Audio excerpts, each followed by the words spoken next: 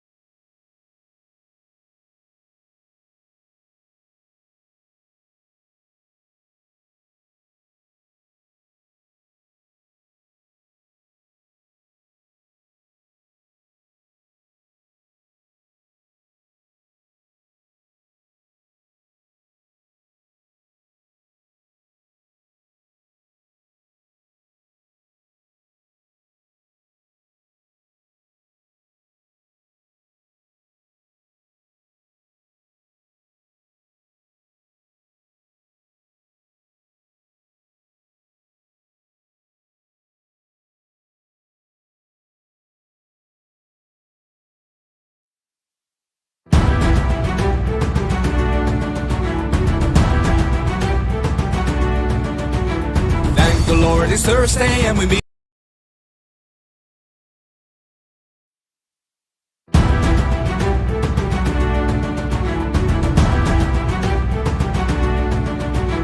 Thank the Lord it's Thursday and we meet each other again. The WIP crew is ready for this virtual event. The seas might be rough but we will have a jolly time. Is everybody here? Are the avatars in line? There's so much going on in the NFT world. It seems like uncharted sea. Let Matthew and Rizzle guide us through. The speaker is ready and so are we. Let's keep sailing on the Metaverse. Thursday's when the lightning strikes. So listen up, there's a lot to learn. Keep the treasure in your sight. Please no one get the veggie draw. Just upgrade your microphone. Together we're strong, we ain't gonna stop. Welcome to the WIP Meetup.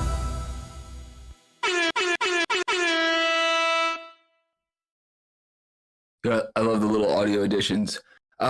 This is where Matt's supposed to come in and say, boom, this is Matt, something, whatever Matt says at the beginning. But this is not Matt, this is Rizzle. So I'm going to kick this thing off here. As many of you know, Matt's in Lisbon, along with like half the WIP crew and like 75% of the community. They're all out there in the real world without us. So someone's got to hold down the metaverse, right? So we're here doing the thing with the people, with everyone who's left, and all of you are dope for being here.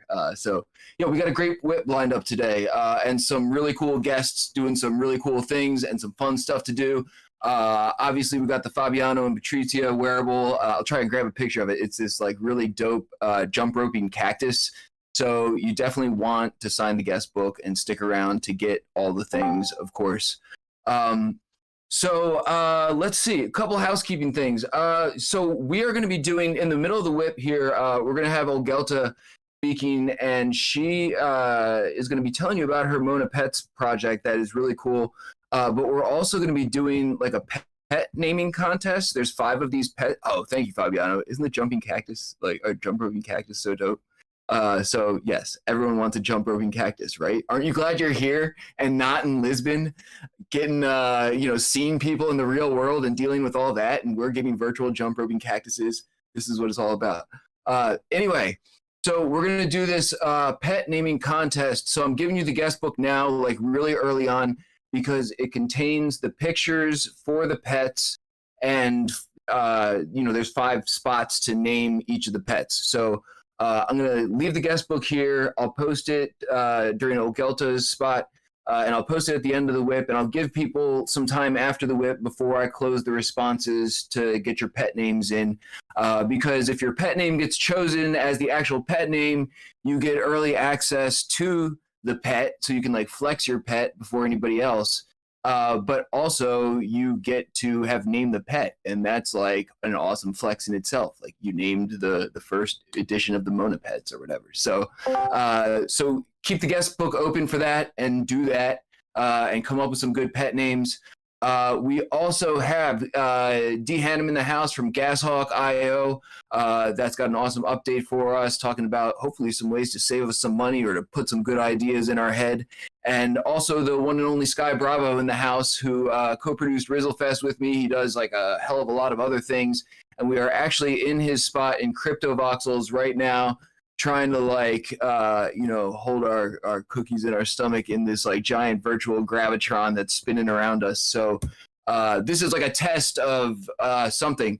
So hop in world, come hang out with us, because SkyBravo is going to go last. He's going to show us around his spot a little bit, which is bigger than the spaceship. And we're going to take a group shot with Paradox at the end, and it will be dope, like it always is. So we're going to kick off the speaker lineup. They'll have roughly 5 minutes each to give us an update on what's going on.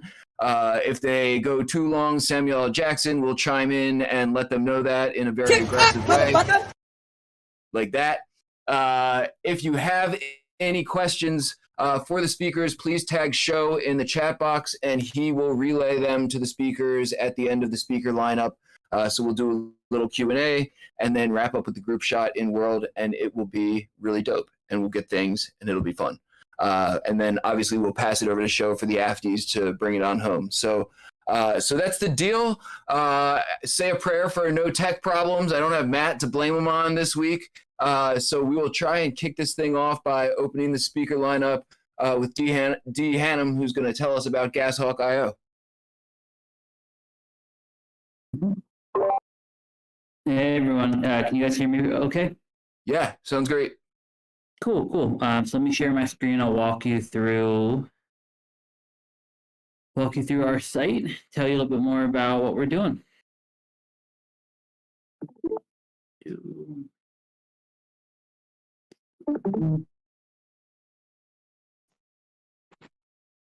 Cool. Can you guys see my screen?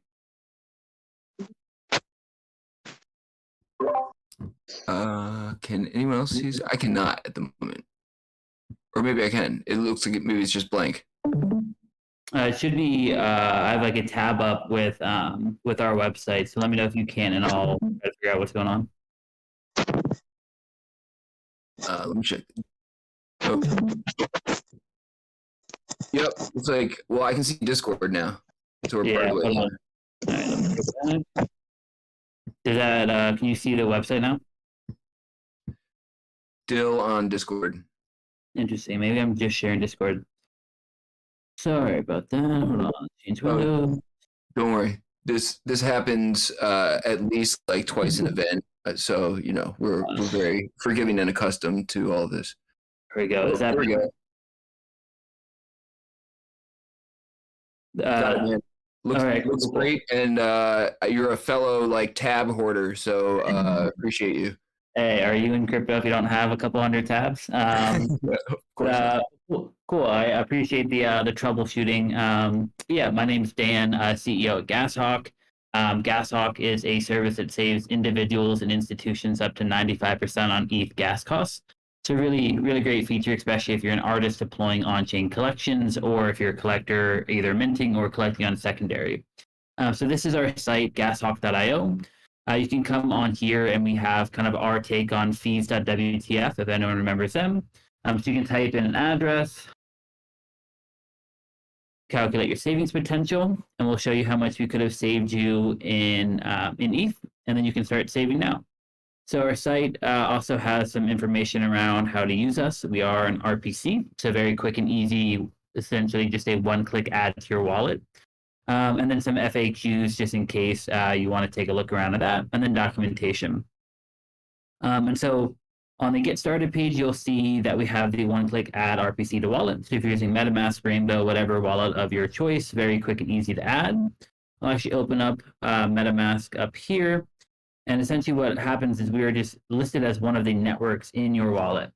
So you'll see that you have Polygon, Arbitrum, Mainnet, whatever other networks that you have, and then you'll see GasHawk just listed up here, and then you can switch back between, whatever networks that you're using.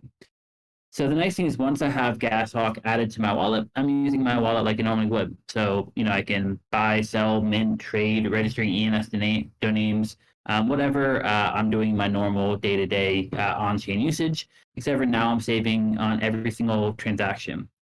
I'll come back and actually go to our dashboard. And so on the dashboard, you'll see a list of all your transactions. You'll see the cost of when we received your transaction, the cost of when we submitted it, and the percentage of savings, and then dollar savings as well. So the interesting thing with GasHawk is we are a completely non-custodial platform. We only take in signed transactions. So you are not signing a contract approval. You're not giving us the ability to move your funds, move your NFTs, anything like that. Essentially how it works is instead of your transaction going directly to the mempool and paying high and volatile fees, we hold the transaction back given a deadline, and then you can actually edit the deadline to be 3 minutes, 5 minutes, 10 minutes, all the way up through 24 hours currently. I say currently as we're actually working on very quick deadlines, about 30 to 45 seconds, and then even longer deadlines of like a week, 2 weeks for more of like the developers that are deploying contracts. In each transaction, you can actually enter in a description if you'd like. You can also show the chart and see what actually happened in that time frame. So when we received the transaction, some of the volatility in the meantime, and then when we executed the transaction. Then you can celebrate this feature as well. So we'll give you a nice little chart, shows you that you saved on gas fees, how much you've saved, and then you can either copy, download, or tweet directly on Twitter. And so the chart actually may be more beneficial if I show you one that's a little bit longer deadline. So if I open up this chart, you can actually see, a little bit better of the volatility that's going on as the transaction's being processed and waiting. Some of these settings that we have to offer, just quickly to go through, we have our Hawk's Nest referral campaign that we launched alongside Zora and Schiller on Tuesday. And so if you refer 5 or more individuals to GasHawk, you get access to our Discord, or like essentially a premium Discord, which has premium support, new feature announcements, new partnerships, and things like that. Also have the default deadline, so you can adjust your transactions and say, I want every single one of my transactions to go through in 5 minutes, all the way up through 24 hours currently. We also have a Flashbots integration. So want to make sure that you're getting MEV protection as your transactions are waiting to be optimized and not just sitting in a public mempool. We provide transaction management as well to prevent transactions from being failed and or stuck. So really nice as well. And yeah, I know we're somewhat short on time, so just wanted to highlight some of our initial partners. Revoke That Cash, really great platform to keep your wallet hygienic, and every revocation of a permission or allowance is a separate transaction. So really helpful to use GasHawk as you're going through there to save on gas fees. Earnify as you're claiming airdrops or NFTs, very cool tool. Again, a lot of gas fees that go into claiming airdrops and NFTs. And then some of our additional partners as well. We link out to some additional use cases, but I think the nice thing is, since we're adding GasHawk as the RPC into your wallet, you can use us, in any matter that you want, in any wallet that you want. We will hopefully be building across into the EVM stack, into other layer 1s and layer 2 shortly, but started out with Ethereum and MetaMask specifically when we launched in November. Cool. So I'll kind of pause there, and obviously happy to dive into any questions or anything that may have come up. I initially said we'll wait for questions at the end of the speakers, but I think it makes more sense to just do it after each one while it's fresh in people's minds. And also, I have a couple questions that I relayed shows, and I don't know if anyone else does, but this is like very cool, man. I appreciate you hopping on here and showing it to us. Show, do you have any questions? Anyone else have any questions? I know I had questions. Well, hey y'all, how's my audio? My 2x2 or 5x5? What's up? Sounds good, man. All right. Well, actually, Rizzle, I have a bunch of questions. It may not seem like it because of the flow of text that was going into the channel, but yes, we will. I will relay those in addition to mine. Hey, Dan, what's going on, man? Hey. How you doing? Good. So let me just say something first off. Okay, a little bit about Dan. 2 years ago, in my community, that was super famous, amazing, super exciting. Shout out to everybody who was a part of the initial project. I hosted a crypto tax talk, and I reached out to a bunch of prominent, highly intelligent, and capable individuals on that front. And unfortunately, the person who I had come was a huge and major letdown. Shihan from Coin Tracker came, and we had a lot of people in the audience. They had a lot of questions, and he only came for like 4.5 minutes and then left. But I needed him there for longer.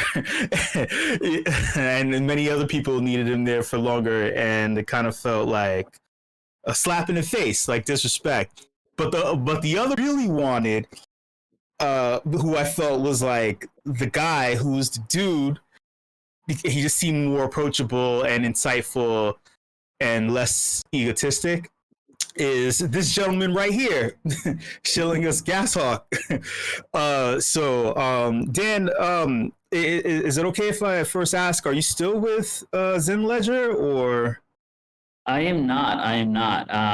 So yeah, I guess I didn't really provide an intro of myself, but I've been in crypto about 7 years now, and prior to GasHawk was the COO of a company called Zen Ledger, which is one of the leading crypto tax and accounting tools, and did a lot of Twitter Spaces and Discord AMAs, and we did tax guides for FWB and Bankless and a bunch of other places. So try to be as open and approachable and helpful as I possibly could. But yeah. Started GasHawk in May of 2022, and have been building that ever since. That's amazing. That is a wild and inspiring transition. In regards to GasHawk, is it safe to say that you were motivated to create this due to issues with gas fees on Ethereum's layer 1? Yeah, I would definitely say, I mean, you kind of brought up the tax side, so that's definitely kind of another interesting angle in the sense that, we worked with about 100,000 early stage crypto consumers, and, with our tax product, you integrated all of your exchanges, all of your wallets, and gas fees actually are a pretty major issue on ensuring that we're providing accurate and detailed tax reports. So, obviously started to see a lot of people spending, hundreds, thousands, tens of thousands, even millions of dollars on gas fees. I've been kind of an active degen in this space for quite some time. I've spent more than I'd like to, whether that was in 2020, 2021 with minting NFTs, yield farming and all those things, right? I'm sure like everyone else in this chat and in this Discord. So yeah, it was a little bit of like personal experience. It was a little bit of having a, terabytes and terabytes of data of actually looking at on-chain fees and seeing that there really wasn't any solution out there that helped solve this issue. And so really just wanted to provide a really, really amazing tool that could help individuals and institutions. Obviously, we can get into the institutional side as well if we'd like. And yeah, started development in May and launched at the end of November. So we've been live for about 5 months now, have a few thousand users, and have done about 6,000 transactions through our platform. And yeah, so a little bit of a personal and professional experience, working and operating in and around Web3, and, looked at the market, saw no one else was really fixing this issue, and thought that we could assemble a team to do so. Before I transition into Rizzle's questions as well, I just want to know, okay, so GasHawk's chief goal is to spread out and mitigate the bottleneck of gas fees during high activity, as opposed to having people not just people, degens, utilize L2 bridges. Is that correct? Somewhat. So, I mean, we're definitely big fans of layer 2s, whether it's ZK solutions or optimistic rollups. We actually can work directly with layer 2s. I think I saw someone in the chat ask about if we were free and want to get into that, but we were actually able to win multiple public goods grants, and one of those grants was actually from Optimism through the retroactive public goods for the work that we've done on their sequencer address and in their development and user ecosystem. And so we wanted to start mainly on ETH mainnet, as I think that's a pretty obvious starting point for anyone building a gas-saving tool. And so what we saw is that, especially given high volatility and high gas fees that we saw, over the last few years, wanted to build a solution that would essentially be able to use algorithmic machine learning and AI designs that would actually go into predicting and optimizing the correct gas fee given a timeline. And so essentially what we do is I had to look at a lot of historical data and a lot of real-time data. And so let's say you said a 5-minute transaction window. We want to actually be able to estimate in that 5-minute window, when is the exact best time in that window to save on gas fees. On average, across all of our deadlines, we're saving about 65% on each transaction. So really great savings, especially if you're interacting on-chain a lot, buying, selling, minting, trading, whatever you may be doing. And so yeah, focused on ETH mainnet for now. We're actually raising a pre-seed round get a little bit more resources so we can build GasHawk into the EVM stack and into other layer 1s and layer 2s to help out there as well. It's very interesting. Rizzle wanted to know who sets the parameters of when the transaction is executed. I think you touched on it, but I guess we need we need to know. Yeah, so you do as a user, and so we think that's a nice feature is you can set your own deadline anywhere between 5 minutes and 24 hours now.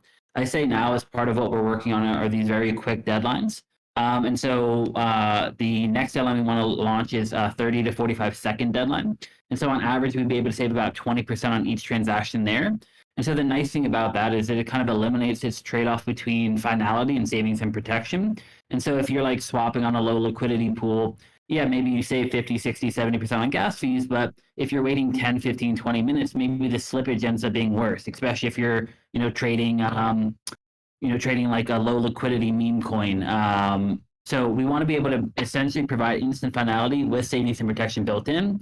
And then on the opposite end, we have a lot of developers that are using GasHawk for contract deployments. And they want, 1 week or 2 week where it's not as time sensitive, but the contract they're deploying could be 3, 4, 5 ETH and just gas costs because it's so data heavy. And so, 5 minutes to 24 hours now, you can set an account level deadline or a transaction level deadline. So each transaction can vary. The other thing that we want to build in is actually what we call, automatic deadlines. And what I mean by that is since we are a non-custodial platform and only taking signed transactions, we can actually see, what you're interacting with. And so let's say we see you are interacting on Uniswap, we'll automatically adjust the deadline to 30 to 45 seconds. And then your next transaction is, renewing show.eth. We'll automatically adjust to 24 hours because less time sensitive items. So right now, users can adjust on an account level or transaction level. And then, hopefully in the next 30, 60, 90 days, we'll be able to automatically adjust that for you. So, it's one less thing you have to worry about. And you just sign your transaction and do what you want to do and know that you're getting savings and optimization in the background. So that's kind of like a limit. Oh god, kind of like a limit order on gas fees, especially when you made the reference to ENS, because the gas fee can turn out to be some kind of like an ETH or like 2 ETH or whatever once you try to renew your ENS name. So I think that does come in handy. Sorry, that wasn't clear. All right, the last question from Rizzle. He would like to know, is there a fee that GasHawk charges? Yeah, and I'll hit on your last question real quick too, because I think it's actually really important on that front. So essentially, before GasHawk, you had two main ways of saving on gas fees. One was setting a max base fee per gas, which is kind of what you're just talking about, which is essentially a limit order on gas. You say, I will only pay this much. But with a max base fee per gas, essentially with that limit order, you can have failed and stuck transactions. So you're paying gas fees anyways for your transaction to get failed or not included in through a block builder or a validator. So we actually eliminate that by ensuring that you do not get failed or stuck transactions.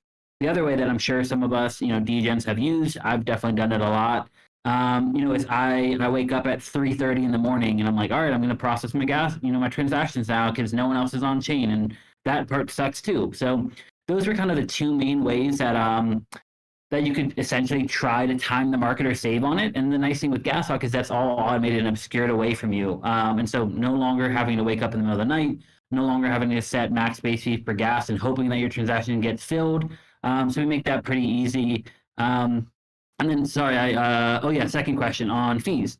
One of the really amazing things about GasHawk is that we are completely free to use. So we do not charge a fee. We don't take a percentage of savings. There's no token or usage-based model. You can get started with us in literally 5 to 10 seconds, one click add to wallet, and begin saving automatically, today.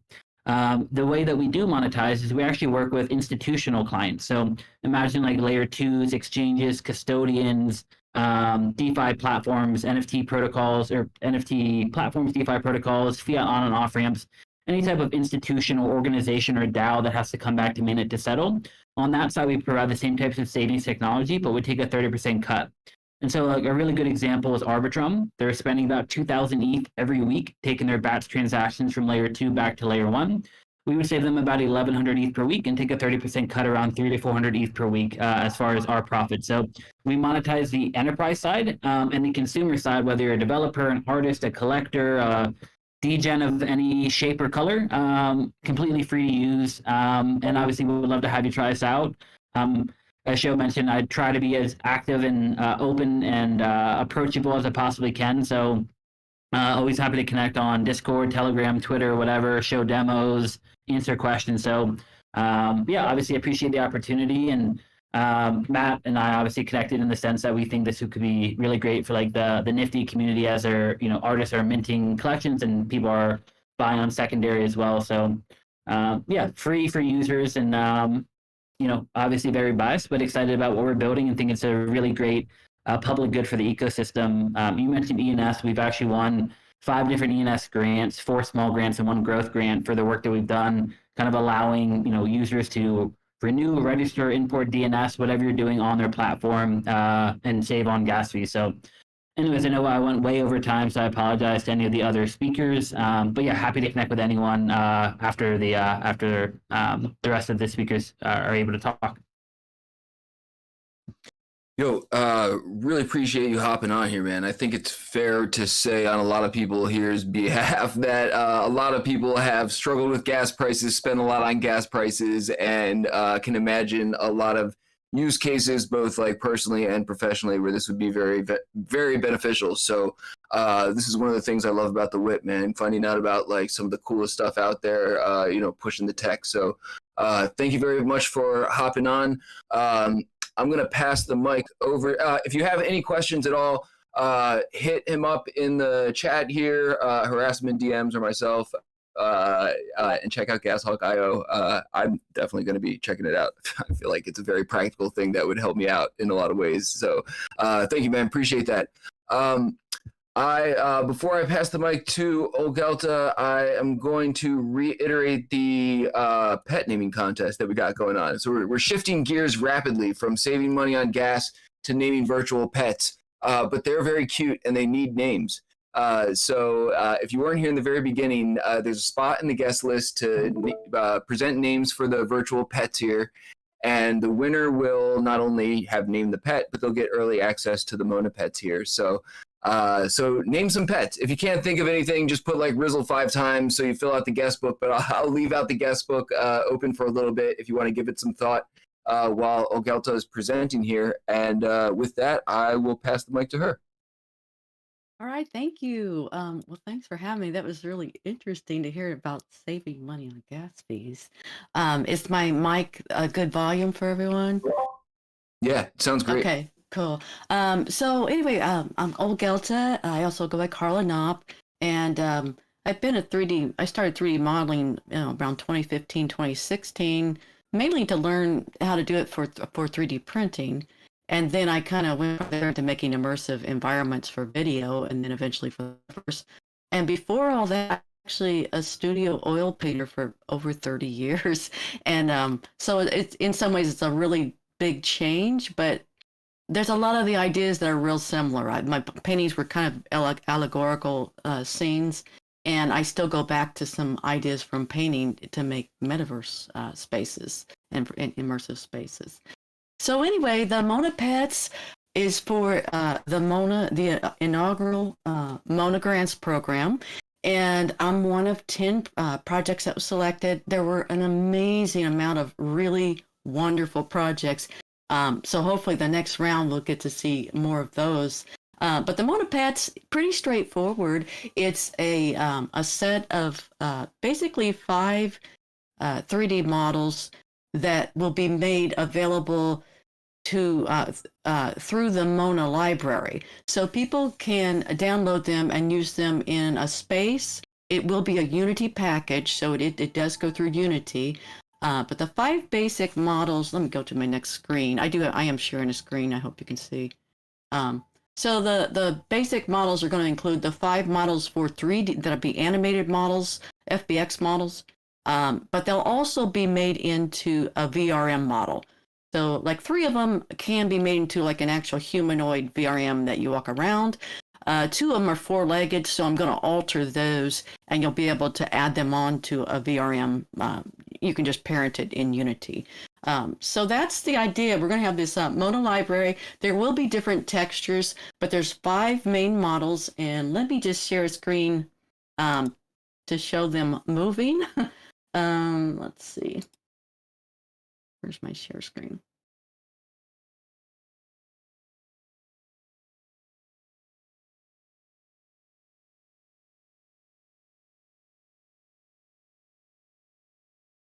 Sorry. Okay, so I have a little video where you can actually see them moving around. Again, it's a pretty straightforward project. Okay, does that show up? It was working earlier, but now I see some sort of Discord vortex. I guess I need to stay in here. Yeah, okay, I'm gonna stay in there then. So anyway, there's a little bit of snow. So these are the views around them. So they're each one's numbered, and for me, this was kind of a cool project because I've made my own 3D models, but it's usually for an art project, and it doesn't necessarily have to be taken to a real high level. Those two are now textured, these last ones. So it was good for me to have to kind of stick with this and make it work, at a level where you're going to be sharing it with other people. So I had to kind of pay a little bit more attention to the topography and some of the stuff I would have just left as glitchy stuff. I kind of had to mess around with more. So anyway, the contest itself, we're going to be collecting from this group, and then we'll also, Mona will be launching a form on Twitter. So if you decide later to you have some new ideas, some new name ideas, please go to the Mona Discord or Twitter and add those. The winner, as Rizzle said, will be getting early access to the models by about a week. The contest will decide, I've decided today, June 22nd, we'll decide the winners. And so, again, in addition to the honor, the glory of naming them, you will be also get the access and they'll be available. The goal is to have them available. The project runs through the end of June. So I'm pretty sure I can get the packages out then. And then to the general public or to everyone else will be later. So let me get back and in that. Here's the vortex coming back. Okay. So I think I covered everything. They're made from originally from AI generated images. And, the images themselves were so imaginative that I just decided, just build them as a straight model. You don't have to even really, I've made some changes, but I pretty much like the challenge of just trying to make them look like the AI model. So, and does anyone have any questions about the process? I do have a Blender file open that's, I'm right in the middle of weight painting this. I know I had a question that I sent Show's way, and also just wanted to say that even though you think this is a simple and straightforward project, a lot of us who have been in the metaverse for a very long time have not had pets. So whether this is simple or straightforward to you or not, I think this is still like very, very exciting for a lot of people just to even open the door for pets being more of a thing in general. I'm excited to see, with Metaverse, with the reactor, of course, and then with the visual scripting, it's really fun to see what people are doing already that will relate to this. I'm going to try to have some of the models ready for people to play. Well, I said they early access. It will be a secret. It won't be. Never mind. I didn't say that. That was just a thought off the top of my head. But so yeah, it'll be interesting to see what how the visual scripting can combine with the reactor that triggers the animation. So yeah. Yeah, it's awesome that you mentioned that because it seems like there's potential for utilizing visual scripting, I guess like deepfake software in order to animate the mouth of the pet.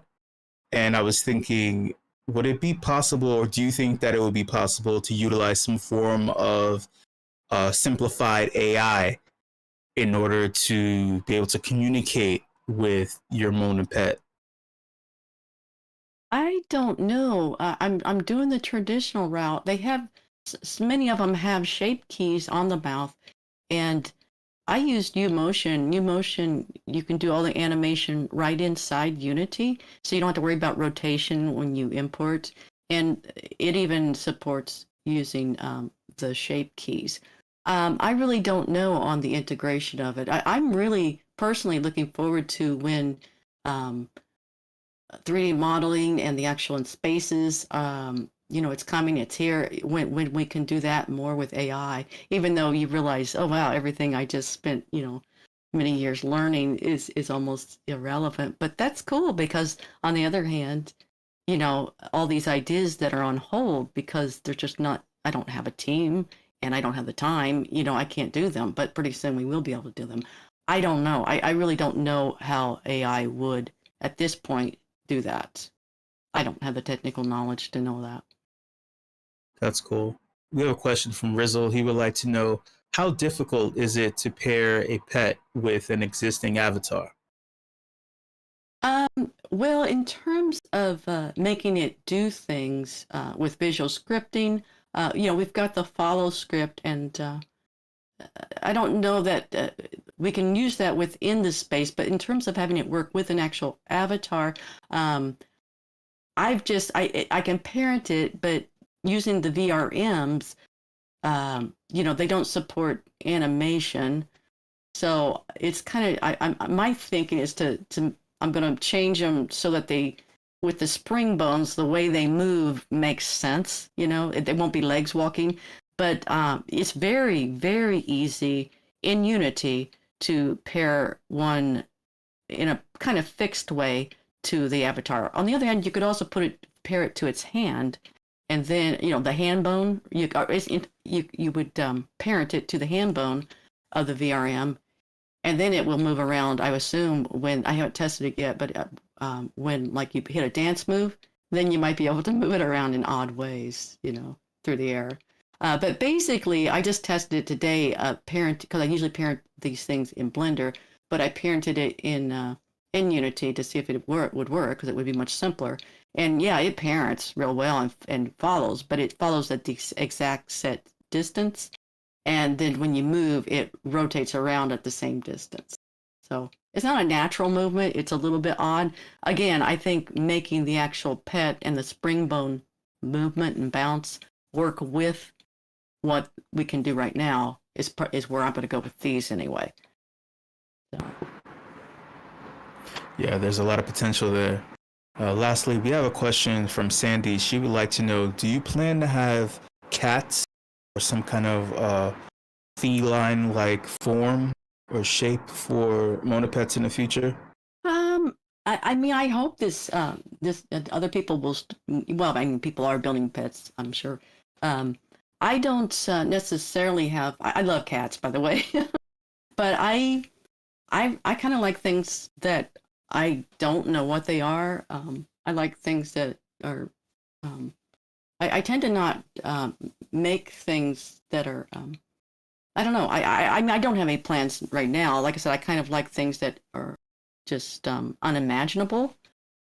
So, and that's what I like about AI generating the imagery. It just pushes things out beyond what I call it, the barely comprehensible zone.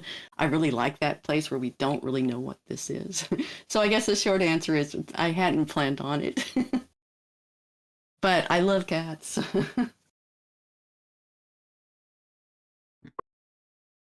Yo, awesome. Thank you very much, Olgelta. We have Sandy Meows and Cats Will Eat You both here,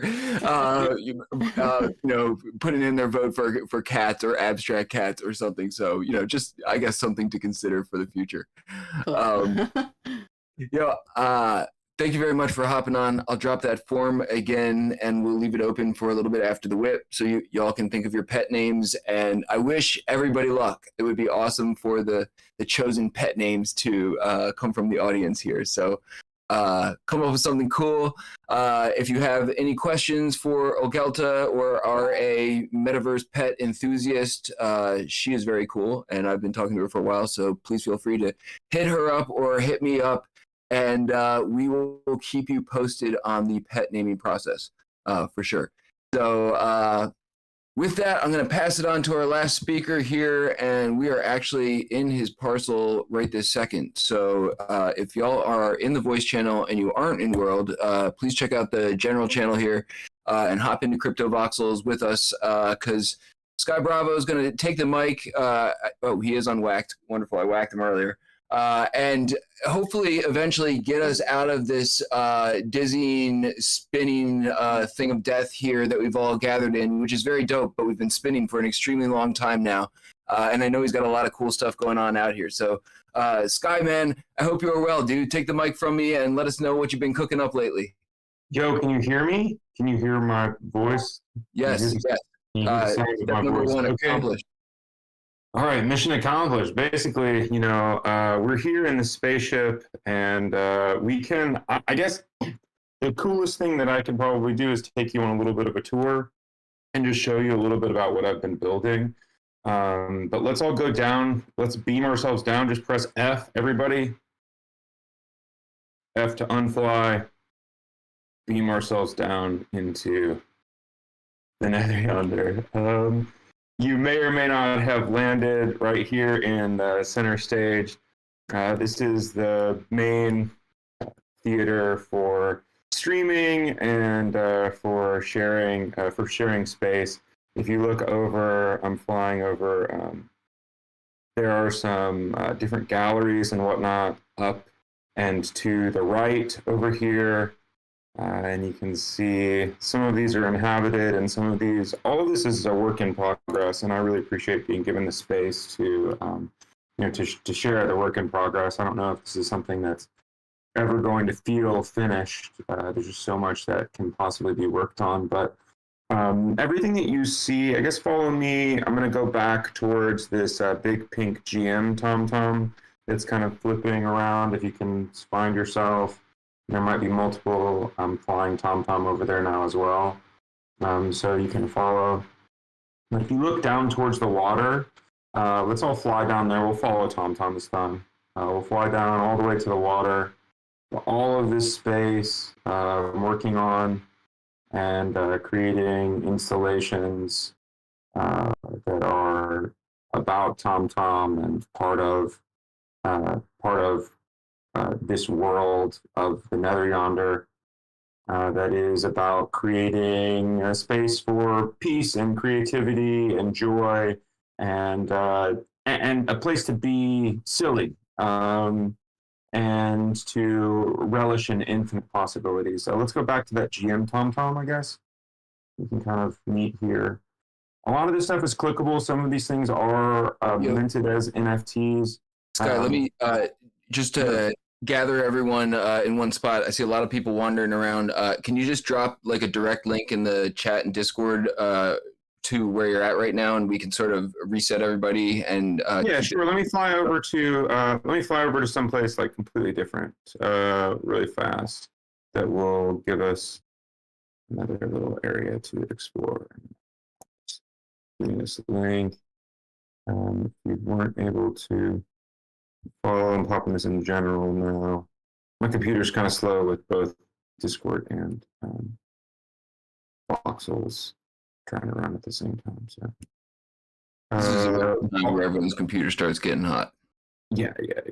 So yeah, I'm dropping in the Discord, and then I'm also going to drop it in the chat if I can. The chat, and then this is the part where my computer is. I build on my wife's computer, which is much newer, but I have all my Discord and stuff on mine. But I just popped a link into the chat hopefully on Discord and also on.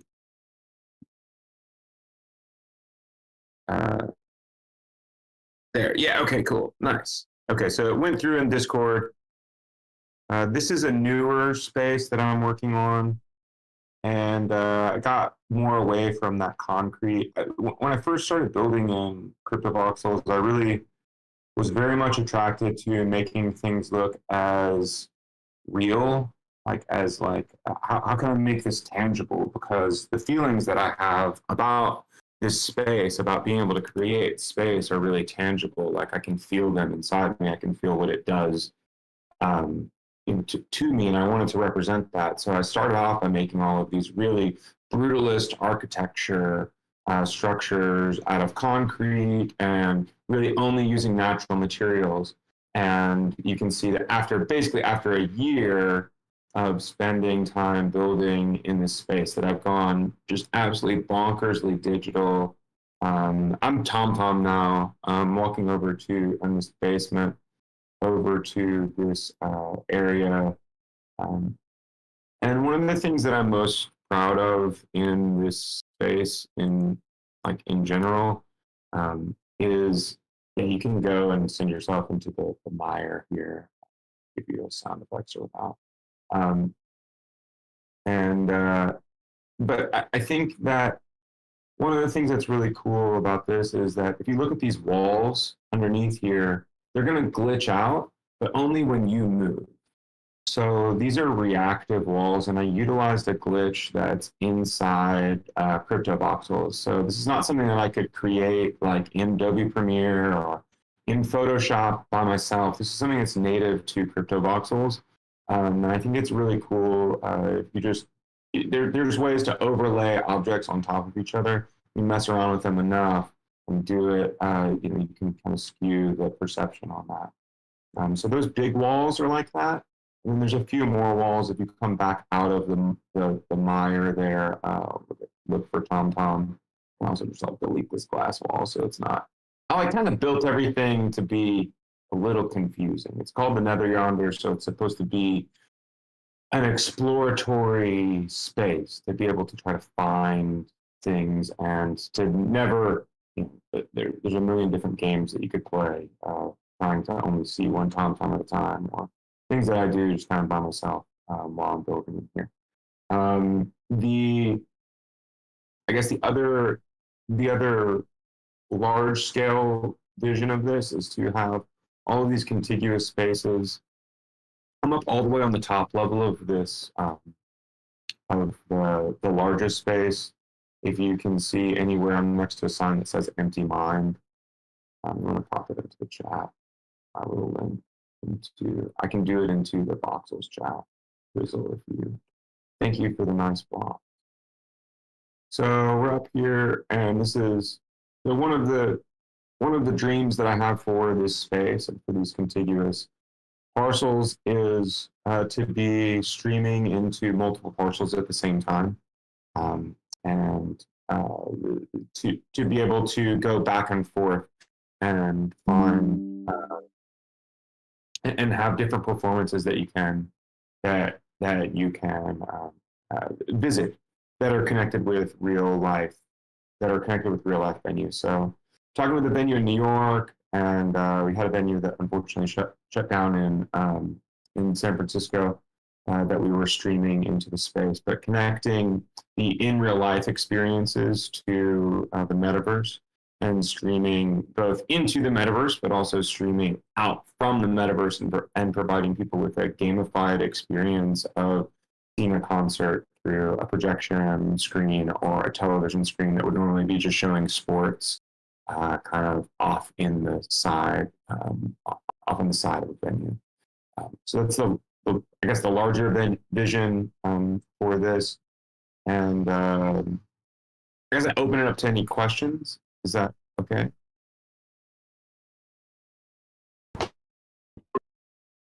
Yeah, that's perfect, man. Appreciate the tour and everything you're building and everything.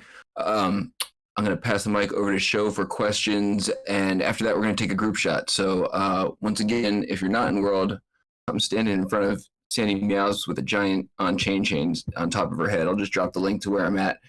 And then Paradox can route us to wherever he wants to do this group shot. But I'll pass it over to Show, see if any questions rolled in. Hey, man, what's going on? Hey, what's up, Show? How are you? Good.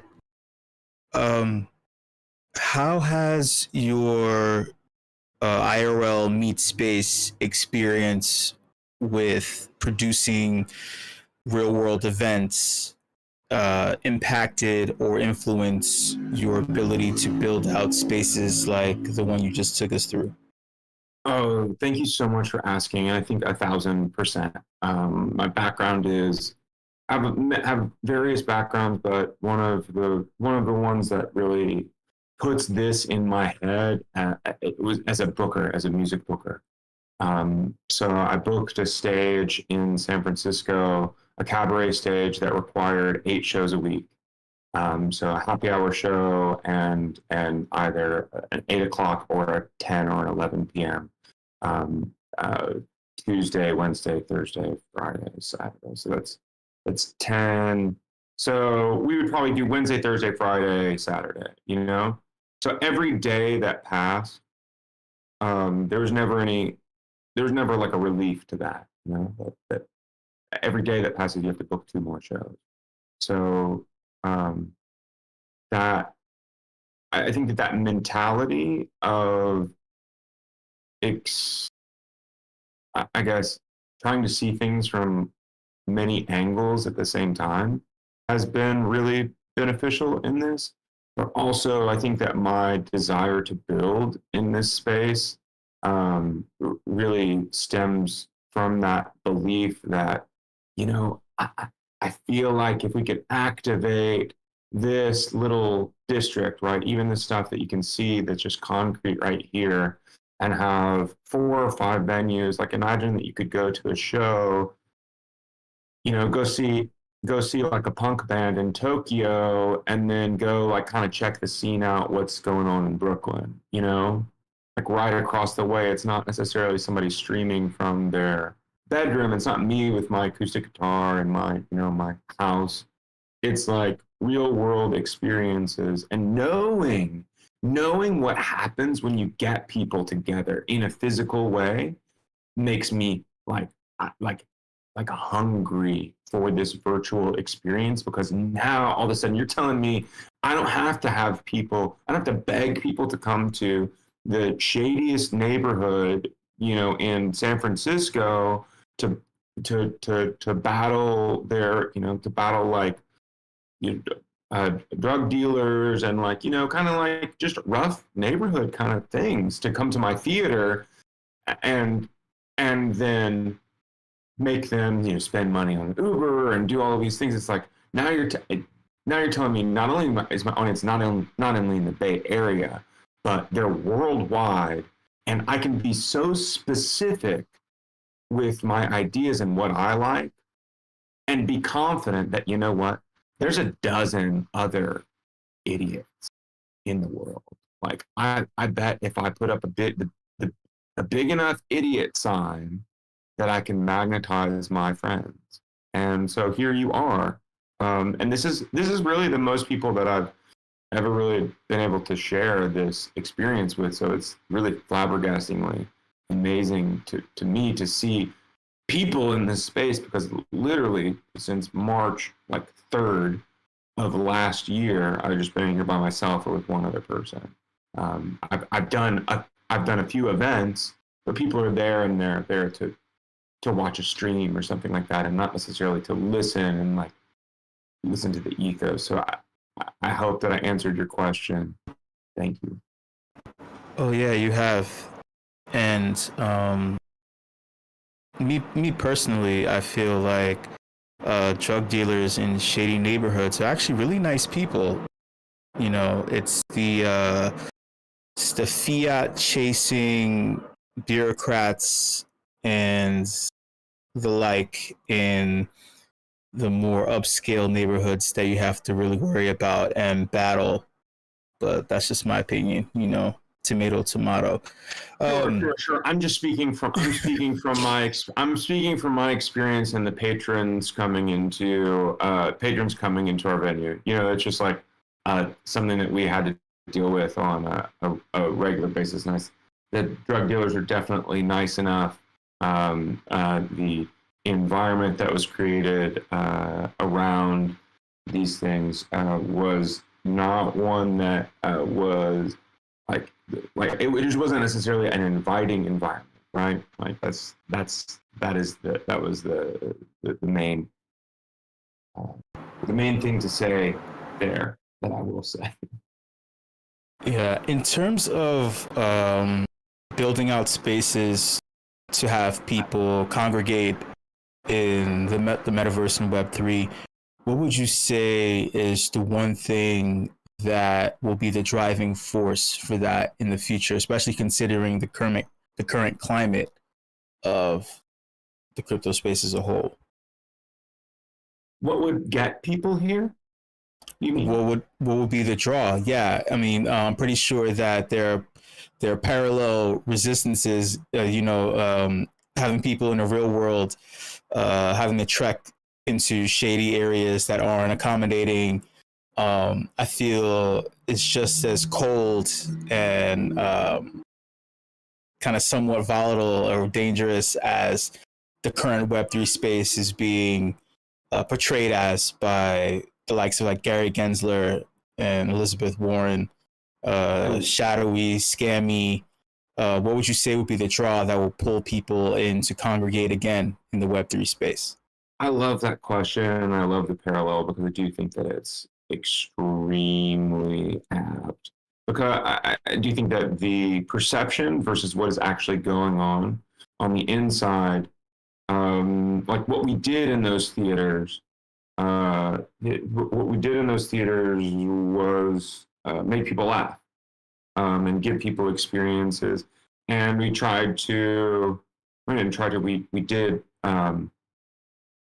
provide things that they couldn't get elsewhere.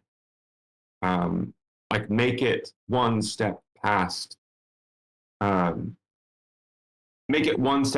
variety show. What happens when you do a variety show but make it a death match? Like variety show death match, that one made people curious enough to come to the theater, like drunk Shakespeare. That one made people curious enough to go to the theater. So I would say that this is the theater, like this is the theater. And when you ask a question about the metaverse and include like a Gary Gensler or something like that, I think that those are so far apart on a spectrum. I think that what would be interesting for me to come here would be to be able to go see who I would see in a place, right? To know that, right, everyone comes to the WIP every Thursday, and you just know it's going to be there. You don't know where it's going to be, but you know it exists. And I have this imagination, this delusion of grandeur of creating the space where people are going to be. So the thing that brought people back over and over and over again to Piano Fight was not the like high level of art, and a lot of the stuff was amateurish. But if you compare it to like a Broadway production, but the people who frequented that bar and the people who frequented those rehearsal spaces,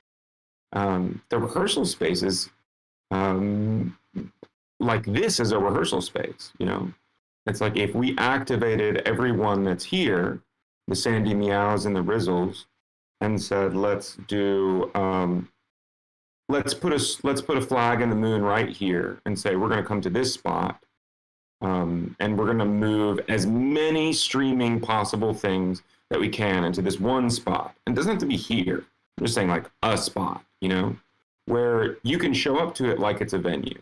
You can show up to it like it's your neighborhood bar and see who's around and what sort of conversations you can have and what happens when your timeline on Twitter becomes three-dimensional. I think that those sorts of things, that being the base, I don't think that the baseline is like, hey, we're going to go watch a stream.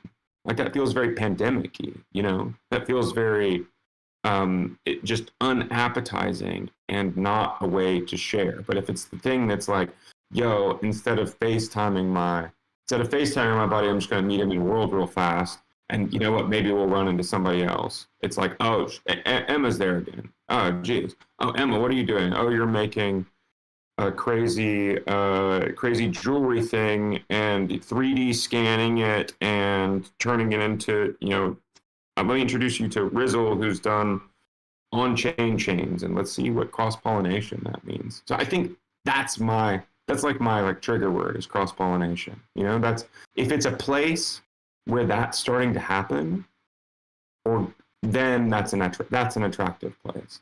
If it's a place to go look at stuff, it's not. It's like that transition is gonna wait for a generation to die out. Just people will be used to more 3D stuff. But I think it's got to be. It's got to be that there has to be a minimum viable people. You're looking at it. Everybody just hang out here, and then tell one friend until they come here, and then pyramid scheme, but for experiences, I guess. Can I stop talking? Pyramid scheme for experiences is I feel like a couple words I need to mull over a little bit post event here. Thank you, Sky, for hopping on and for the tour and everything. If y'all have any questions for SkyBravo, make sure you DM him as well. I am going to pass the mic over to Paradox, and we're going to kick off this group shot before we wrap this event here. So, Paradox, man, where do you want us gathered here? Okay, well, you're missing something very important. Dragonate, if you want to do your thing, please. No. Pretty Just please. a humble cameraman looking for a tiny bit of attention. It's me, Paradox. Get your asses in line and smile for the fucking camera. No one cares about Matthew and Rizzle, that's for sure. It's about me, Paradox. I'm taking over the show. Okay, so if you've not been listening, I am Paradox. I am the resident WIP videographer. It's funny, I actually had in my notes here to remind myself to speak slowly because I speak way too fast normally, but I have an event that started 2 minutes ago, so I'm going to speed this along. Sorry, guys. So this is the point of the show where we take a group photo and I also collect some video.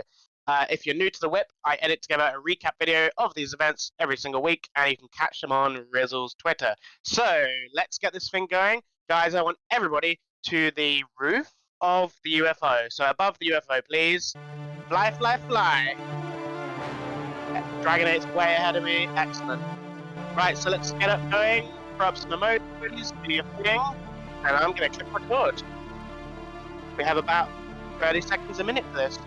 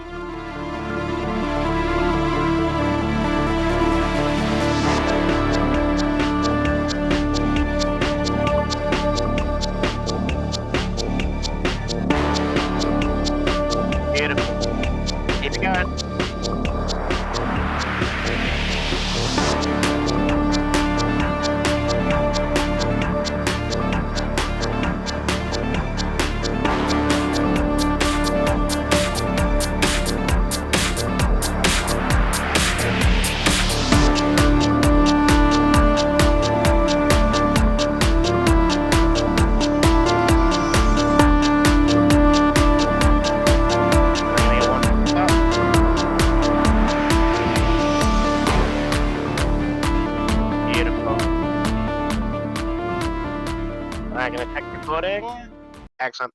Cool. I think that is it. Sorry for the rush. I don't normally do that. I love you guys. I'll catch you next time. Paradox out. Cheers.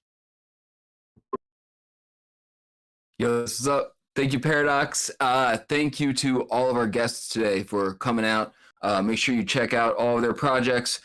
Make sure you name the pets. I'll drop the guest list. And also, don't forget, by signing out the guest book, we're going to send you, I say we, but I actually mean Fabiano and his wife Patricia are going to send you the Jumping Cactus NFT that you can use in CryptoVoxels to be your cactus pet in the meantime, if you want to. If you, just need a pet to tide you over till Olgelta's pets. So yeah, thank you everybody for coming out. Don't be afraid to hit up myself or the guests with any questions that you have.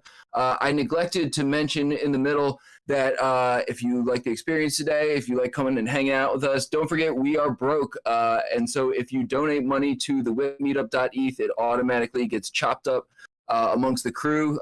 Actually, thanks to OX Splits, who is one of our previous WIP guests, who also just pushed like a really cool update today. So if you don't trust us, you can trust the smart contract. Matt rugged us today. He wasn't here to co-host with me, so don't trust Matt, at least until he proves himself at the next WIP. And shout out to the crew who makes this happen week in and week out.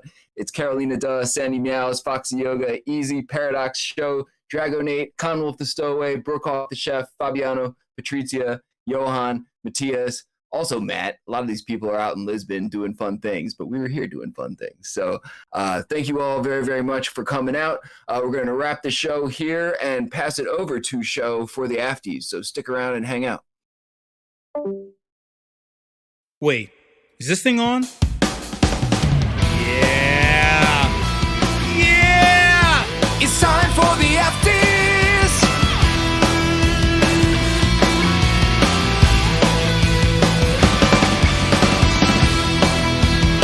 Hot takes, opinions, thoughts. Let's go! Hey, what's up, y'all?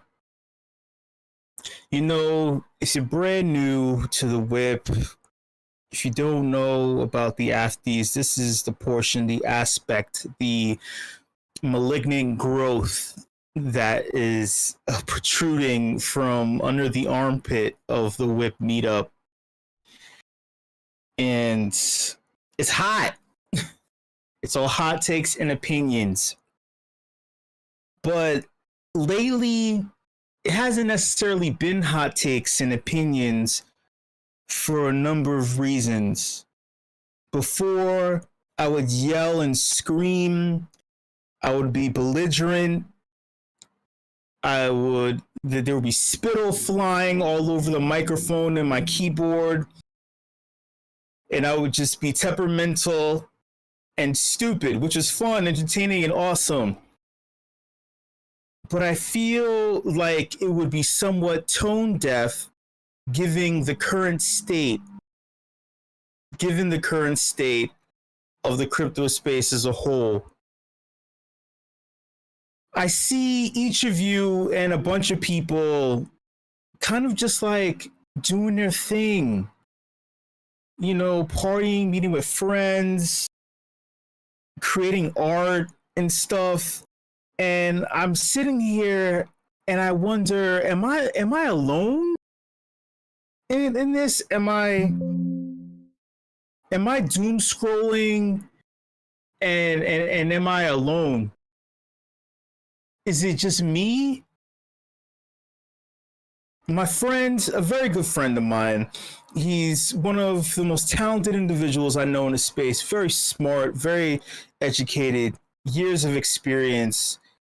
He's never been patronizing or condescending to me. He's always shown me a lot of love and always easy to talk to. Spherical Art DM'd me a few days ago, I think it was yesterday actually. and he said, "Hey man, I can't wait until the Afties when you talk about Matic and some other coins." And a part of me felt funny about it. I felt funny. Sorry for the pregnant pauses. This isn't for comedic relief like I normally do. It's because I really felt funny because not just because I've been saying these things for like the longest. Like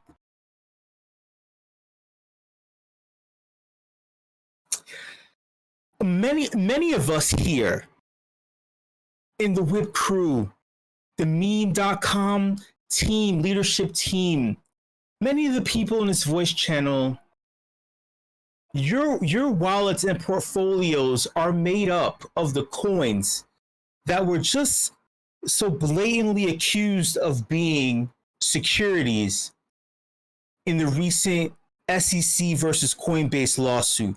We knew the lawsuit was coming because of the Wells notice. We knew about the lawsuit. It's not a shocker. It's not a surprise. It's just when it dropped, it was just what Coinbase was being accused of that made people go nuts.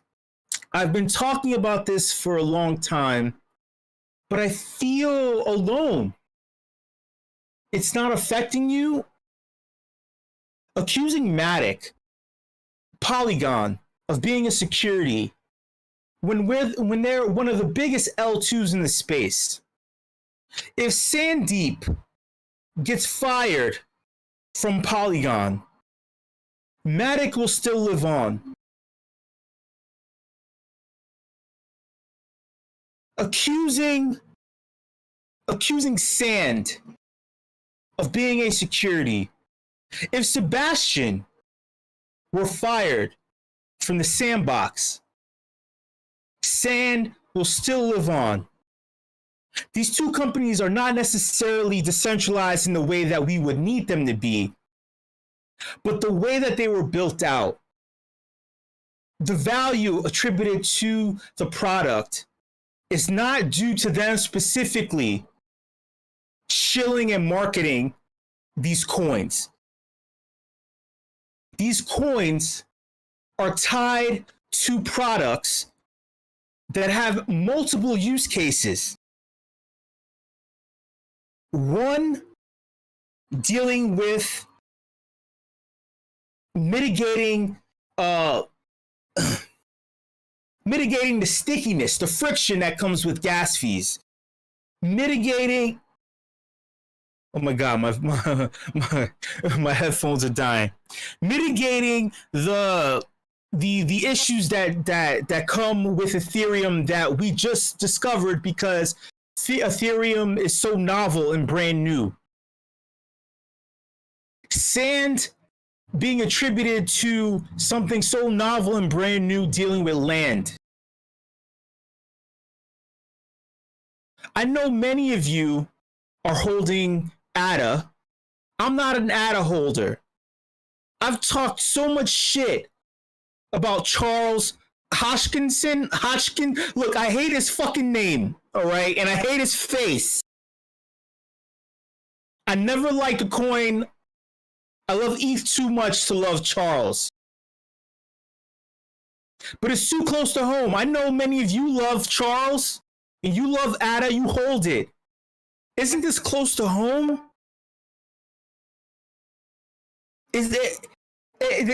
Are you still not feeling it yet? How about this? Mana. Of all tokens, Mana was listed as being a security.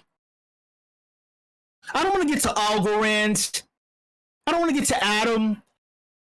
Mana. Decentraland. It's in the fucking name. Decentraland. Mana was listed as a security because, the Howey test. Will this token survive if it's not being promoted by a singular promoted something, some centralized, is it run by a centralized it's in the name. But yet it's accused of being a security. Many of you here hold Mana. What if it was meme coin, huh? What if it was meme coin next? It could happen. I wasn't expecting Mana to be accused. Sand? He could have easily said, meme coin too. Get this. Get fucking this. AXS was listed as a security. If Jihos stopped working for Axie, if Psyched Out stopped working for Axie, Shout out to the Filipino contingent that made that shit pop off 2 years ago. Don't you think that AXS would find its way, that the community would do something? Hell, there was no land gameplay, but the community members were pushing so hard for land gameplay that they made the motherfuckers make it go from 2D. Well, actually, they didn't make it go from 2D to 3D. They wanted 2D. But they said, no, we need this to be this way. But yet it's a security due to personalized, centralized promotion. You think that Sky Mavis is they just built the tools to the point where they built Ron in order to make sure that things were sufficiently decentralized with multiple validators, partially due to being hacked, but partially because they knew that this would happen. I don't mean to preach, y'all. I just feel alone because I'm like, am I doom scrolling? Is it me? Is it me just saying that Janet Yellen is full of shit, and now she's saying, "Oh no, we should be utilizing crypto tools in order to." I was like, Janet Yellen is reaching out desperately for straws in order to keep her job.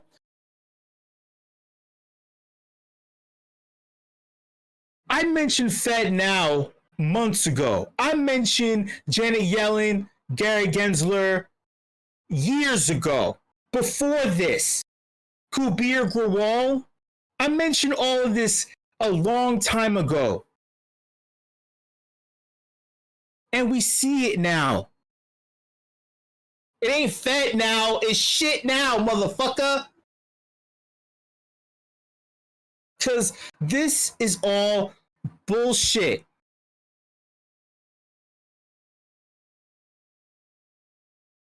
I feel alone because it's too close to home. Our portfolios were made up of all of these coins that they mentioned. And what's worse is the simultaneous attack on Binance and Coinbase, two of which, personally speaking, I personally chose not to use because I felt like both of them, just my personal opinion, I wasn't really feeling them while being in this space. But throughout the course of this whole entire thing, I support both 100,000% because when it comes to bullies, I hate bullies. I hate bullies so much. I've dealt with bullies my entire life.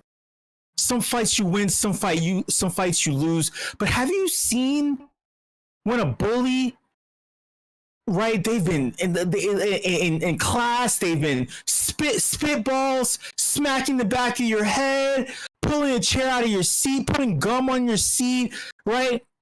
Tying your shoelaces. But then they've been acting out so much. But then when multiple people said, no, fuck that. When multiple people started fighting back, the fights don't have to be clean knockouts. They're not Mike Tyson. These kids aren't Mike Tyson. But these fights, they fight them. And they fight again. And you see the bully, how the bully, it doesn't work anymore. Hold on, my headphones died out. My Bluetooth headphones died out. Give me a moment.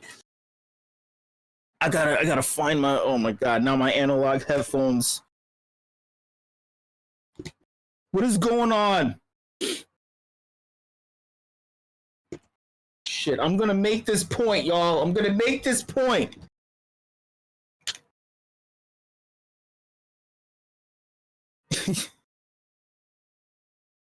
It's all wired up. I hate, oh God. All right, y'all.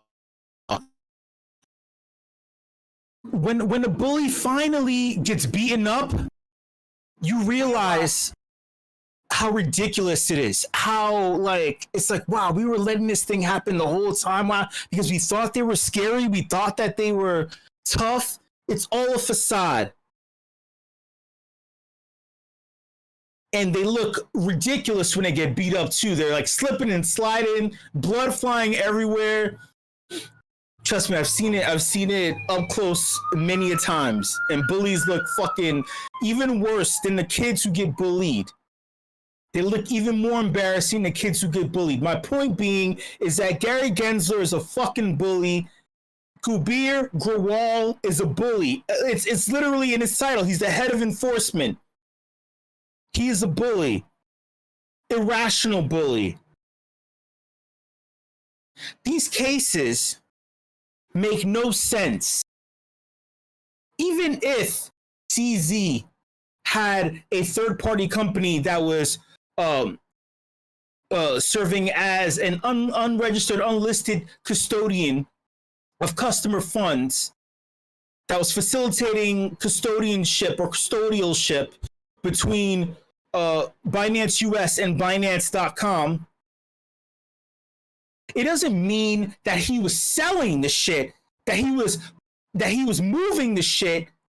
It doesn't mean that he was buying real estate in the Bahamas with that money.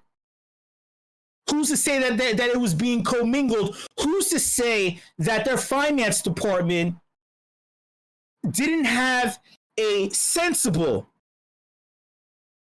means of maintaining? It wasn't a hard-coded, it wasn't a hard line that differentiated funds that were commingled. Funds that were customer funds and funds that were generated or being held by the company itself. Everybody has weird fudgy numbers or whatever before they start listing out the details and what's what for tax time. The Quicken Books doesn't work all the time. Who's to say that they were commingling funds? If someone is trying to show their work during a test, you don't stop the test 2 minutes into a 10-minute test and say, oh shit, wait, you're not writing out how'd you get to that answer? Same thing with Coinbase. It's an open book test, but yet you're saying that the answers are wrong, meaning that they're holding coins that are securities, and they're saying, hey, listen, can you give us the right book with the proper answers in it so we can make sure we're doing this test correctly, Gary Gensler? And Gensler's like, yeah, sure, here you go, here's the test. File your IPO. You're doing everything right. You're doing everything right, sport. You're doing everything right, champ.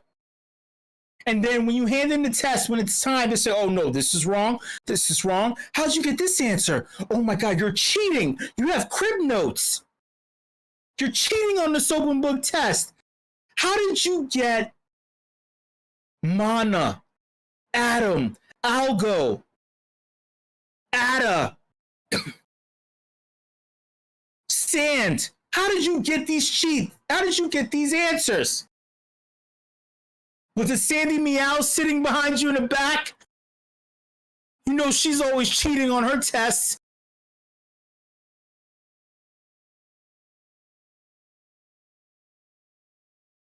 I feel alone.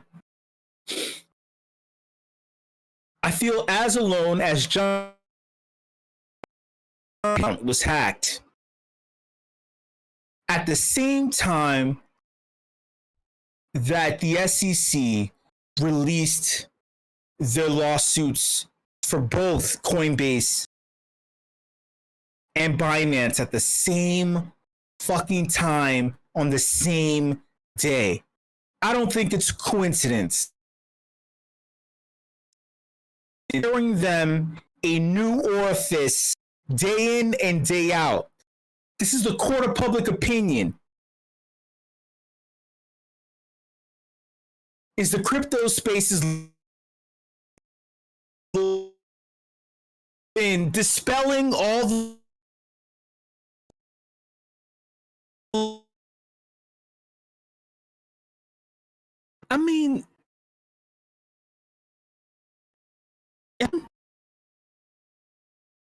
shit, man, you're flooding my bags.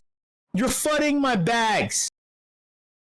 Because of this flood that started a year and a half ago, thanks to Elon Musk's dumbass tweets, and then it spiraled into something else entirely.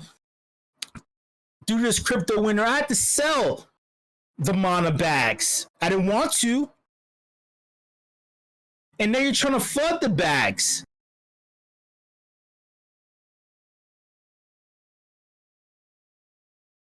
I mean, should I just be drawing artwork like everyone else, y'all? Should I be collecting marble cards and just like letting it like? It's everyone in the voice channel. Do you know something that I don't know? Because I'm not doom scrolling for dramatic effect. I'm not trying to sit here and put myself into a depressive state. Did you see the hellscape that was New York over the past 2 days? Do you know something that...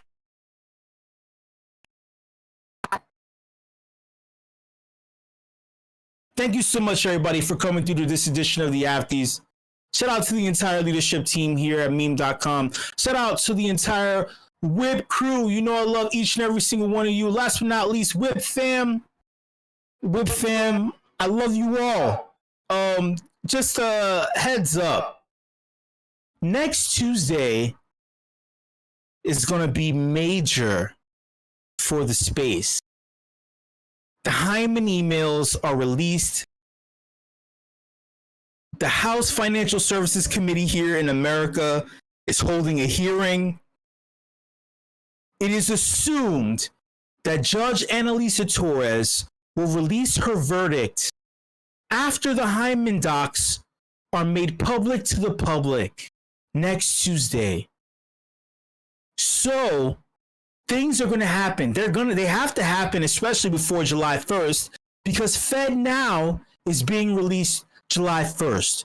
So these next couple of weeks, this is going to be boiling up to a crescendo of somewhat interesting proportions. I feel like the rest of the year is in the shitter unless some amazingly incredible shit happens next Tuesday and following next Tuesday. Am I still doom scrolling? Is it just me, or do you know something I don't know? Should I just not pay attention to this shit? Is it not important? I don't know. But much love. Hit me.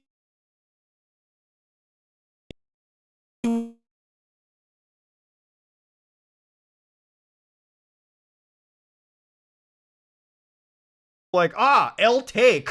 What a dumbass. YouTubers and an opinion? Stupid.